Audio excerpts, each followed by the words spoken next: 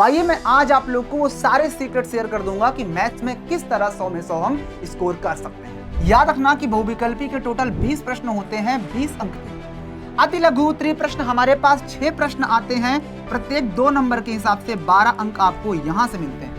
तुम्हें मैंने कह दिया कि चलो भैया घटा दो कि 2x माइनस का 3y कितना होगा, तो तुमने घटाकर बता दिया कि माइनस का xy होगा। तो भैया अगर आपका बेसिक ही मजबूत नहीं है तो आपका कभी भी फुल मार्क्स नहीं आ सकता। मैथ्स एक ऐसा सब्जेक्ट है जो आपसे हमेशा प्रैक्टिस की मांग करता है। हफ्ते में कम से कम 2 दिन 3 दिन ऐसा टाइम फिक्स करो कि उस दिन कम से कम 2 से 2.5 घंटे रगड़ के मैथ्स की प्रैक्टिस करो।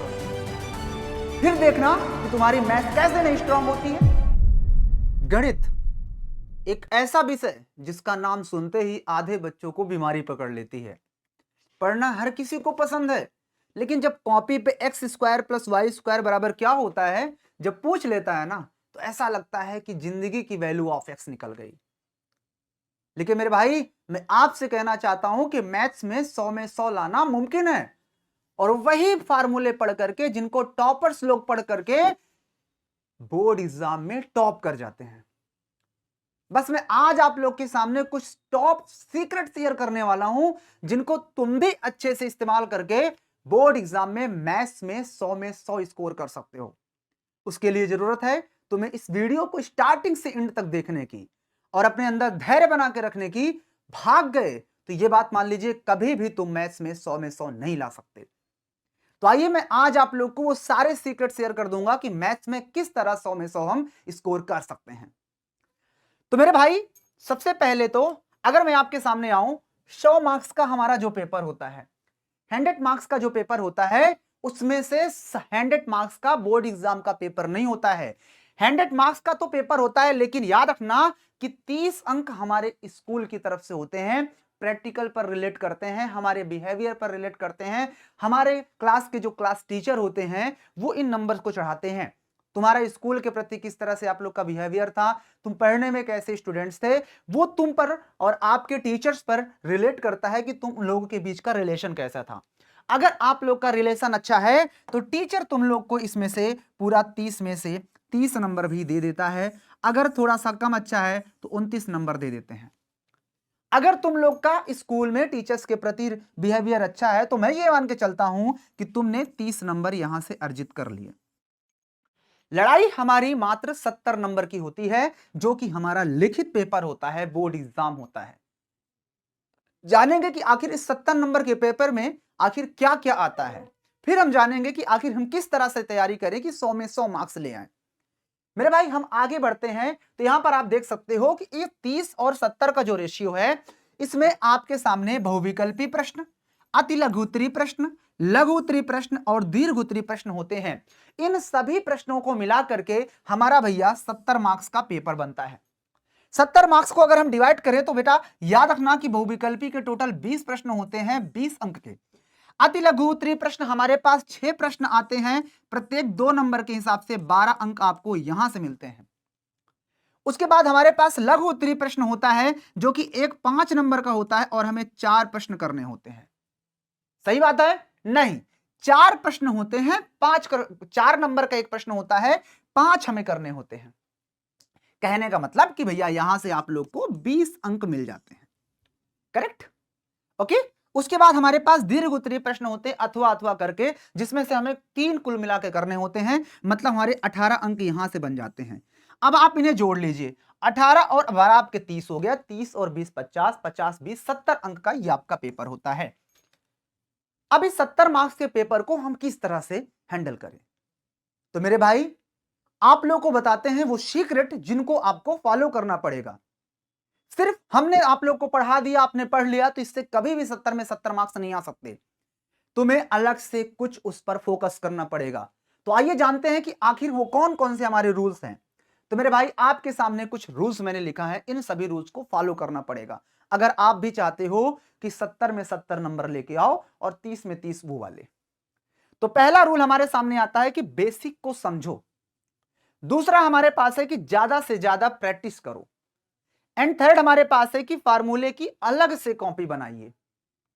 डिस्ट्रैक्शन से बचें। इन सभी को एक एक करके सीखेंगे। और मैं कहता हूं ना बार बार कि स्टार्टिंग से एंड तक इस वीडियो को जरूर देखना। अगर आप बीच में चले जाओगे ना तो आप कॉन्सेप्ट को नहीं सीख पाओगे। 70 में 70, 100 में 100 कैसे लाएंगे ये नहीं समझ पाओगे। छोटी सी वीडियो स्टार्टिंग से एंड तक देखते चलो मेरे साथ। आइए मेरे भाई, सबसे पहला पॉइंट हमारे सामने आता है कि बेसिक को समझें। अगर हमारा बेसिक ही कमजोर है तो हम जिंदगी में कभी भी 100 में 100 मार्क्स का सपना हम चाहे जितना देख लें, हमारा कभी नहीं आ सकता। हम छोटे छोटे प्लस माइनस गुणा भाग नहीं कर पा रहे हैं तो हमारा कभी भी 100 में 100 मार्क्स नहीं आ सकता। तुम्हें मैंने कह दिया कि चलो भैया घटा दो कि 2x माइनस का 3y कितना होगा, तो तुमने घटाकर बता दिया कि माइनस का xy होगा। तो भैया अगर आपका बेसिक ही मजबूत नहीं है तो आपका कभी भी फुल मार्क्स नहीं आ सकता। तो सबसे पहला काम हमारा होता है कि बेसिक को मजबूत करो। हमारे पास क्वेश्चन आ रहा है कि 3 माइनस हमारे पास 10 कितना होगा, तुम घटा के 7 लिख दिए, इसका मतलब तुम्हारा बेसिक ही मजबूत नहीं है। तुम प्लस माइनस गुणे भाग को ध्यान ही नहीं दे रहे हो। तो सबसे पहला काम है कि हमें अपने बेसिक को मजबूत करना है। अगर हमारा बेसिक मजबूत है तभी हम आगे के काम कर सकते हैं। फुल नंबर देखने के लिए सपने देख सकते हैं। तो अगर आपका बेसिक नहीं मजबूत है तो अभी जाओ, अभी भी टाइम है। छोटी क्लासेस 6-7 की बुक उठाओ, उनके क्वेश्चन सरलीकरण वाले क्वेश्चन को सॉल्व करो, जिसमें प्लस माइनस गुणा भाग वाले क्वेश्चन होते हैं। क्योंकि ये जब तक स्ट्रांग नहीं होगा आप क्वेश्चन नहीं सॉल्व कर सकते। नेक्स्ट बढ़ते हैं मेरे भाई। तो नेक्स्ट हमारे पास है कि ज्यादा से ज्यादा प्रैक्टिस करें। जी हाँ, मैथ्स एक ऐसा सब्जेक्ट है जो आपसे हमेशा प्रैक्टिस की मांग करता है। अगर आप इसे प्रैक्टिस नहीं करोगे तो आप कभी जीवन में नहीं ला सकते हो 100 में 100 मार्क्स। अगर मैंने तुम्हें कोई एक छोटा सा फार्मूला बता दिया कि भैया चलो, मैंने आपको बता दिया कि शून्यकों का योगफल एल्फा प्लस बीटा बराबर होता है माइनस का बी अपान ए। मैंने बता दिया माइनस बी अपान ए होता है। अब आपको मैंने इसको जब दूसरा चैप्टर पढ़ाया तब मैंने बता दिया, और अब हमारा चलने लगा मान लो चैप्टर नंबर 12, मान लो थोड़ी देर के लिए। अब इससे मुलाकात ही नहीं कर रहे हो तुम, तो एक समय के बाद तुम्हारे माइंड से ये ऐसे गायब हो जाएगा कि तुम्हें ऐसा लगेगा कि तुमने कभी पढ़ा ही नहीं है। इसलिए time time time time time time practice भी बहुत जरूरी है। घूम घूम के प्रैक्टिस करनी है हमें। हफ्ते में कम से कम 2 दिन 3 दिन ऐसा टाइम फिक्स करो कि उस दिन कम से कम 2 से 2.5 घंटे रगड़ के मैथ्स की प्रैक्टिस करो। फिर देखना कि तुम्हारी मैथ्स कैसे नहीं स्ट्रांग होती है। तो भैया एक टाइम टेबल बनाओ, उसमें कम से कम हफ्ते में, एक वीक में कम से कम 2 दिन ऐसे बनाओ जिस दिन तुम कम से कम 2 से 3 आवर सिर्फ मैथ्स पर प्रैक्टिस करो खुद से। सेल्फ जो टीचर्स पढ़ाते हैं, हम लोग पढ़ाते हैं लाइव में, उन सब को छोड़ो साइड में। ये तुम्हें खुद से इस पर प्रैक्टिस करनी है। और जो टाइम टेबल बनाओगे उसको खुद फॉलो भी करो। खुद बनाओ टाइम टेबल और खुद फॉलो करो, और फिर देखना कि तुम सबसे अलग न बनो, तब मेरा नाम बदल देना। तो प्रैक्टिस बहुत जरूरी है। टाइमर लगाओ, घड़ी में टाइम सेट करो और लगाओ। रूम का दरवाजा बंद करो और बैठ जाओ प्रैक्टिस करने के लिए। फिर देखना कि तुम कैसे नहीं मैथ्स में 100 में 100 नहीं ला सकते हो, लाओगे। तुम ही हो टॉपर, ये जान लेना। टॉपर कोई अलग से फार्मूले नहीं बनाते उसके लिए, टॉपर भी वही सारे फार्मूले पढ़ते हैं। नेक्स्ट भैया, फार्मूले की अलग कॉपी बनाए। ये सबसे बड़ा फार्मूला का एक सबसे बड़ा सीक्रेट है जो हमारे टॉपर्स होते हैं। एक अलग से आपके पास इस तरह से एक पतली सी कॉपी होनी चाहिए। जैसे मेरे हाथ में आप देख पा रहे हो एक पतली सी कॉपी है, एक कॉपी मेरे हाथ में। इस तरह से आपके पास सिर्फ और सिर्फ फार्मूले की होनी चाहिए।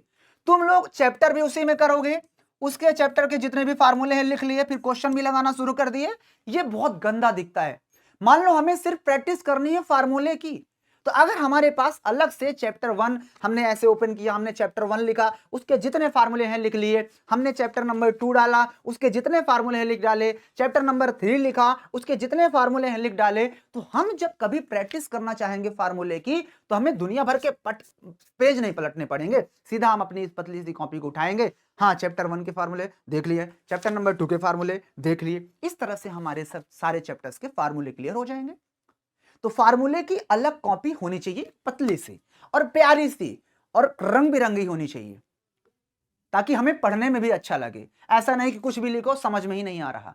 तो इस बात को भी ध्यान रखना मेरे भाई। नेक्स्ट, डिस्ट्रैक्शन से बचे। ये बहुत बड़ा होता है और ये सभी स्टूडेंट्स के साथ बहुत होता है। हम पढ़ने बैठ जाते हैं तो पता लगा उधर मम्मी जो है सीटी बजा रही हैं, है ना, उधर हमारा छोटा भाई गेम खेल रहा है, टीवी देख रहा है। तो इन सभी से बचने के लिए हम एक ऐसा टाइम सेट करें जिस टाइम पर हमारे घर में शोर शराबा ना हो, तो उस समय पढ़ाई करो।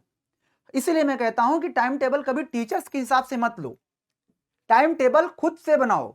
तुम्हारे घर में पता नहीं कितने बजे खाने बनते हैं, तुम्हारे घर में छोटा बच्चा कब रोता है, मुझे क्या पता। तो आप उस टाइम को डिसाइड करो कि तुम्हारे घर में किस समय शोर शराबा नहीं होता। तुम दिन में पढ़ना चाहते हो कि रात में पढ़ना चाहते हो कि एकदम तड़के पढ़ना चाहते हो, ये टाइम टेबल तुम खुद डिसाइड करो। कोई ऐसा नहीं है कि सुबह रात में ही पढ़ने से या तड़के पढ़ने से ही हमारा माइंड जो है काम करेगा। तुम अपने हिसाब से टाइम को वो करो और उस टाइम को फॉलो भी करो। सबसे बड़ी बात यह कि टाइम टेबल हर कोई बना लेता लेकिन फॉलो कोई नहीं करता। तो डिस्ट्रैक्शन से बचना है तो यही सबसे बड़ा इलाज है कि खुद को खुद पर कंट्रोल करना पड़ेगा। कंट्रोल नहीं करोगे तो फिर कुछ नहीं हो सकता। कंट्रोल करना है तो जो भी आपके फोन पे इंस्टाग्राम है, जो भी आपके फोन पे सोशल मीडिया है, फेसबुक है, तुम्हारे फोन पे जो भी है, कुछ समय के लिए तो मैं तो कहता हूं कि एकदम डिलीट मार दो। और डिलीट नहीं कर सकते हो तो फिर उसको यूज उसका जो है ना वो कम कर दो, अपने आप को कंट्रोल करो। और तुम कंट्रोल नहीं कर सकते हो तो फिर कुछ नहीं हो सकता।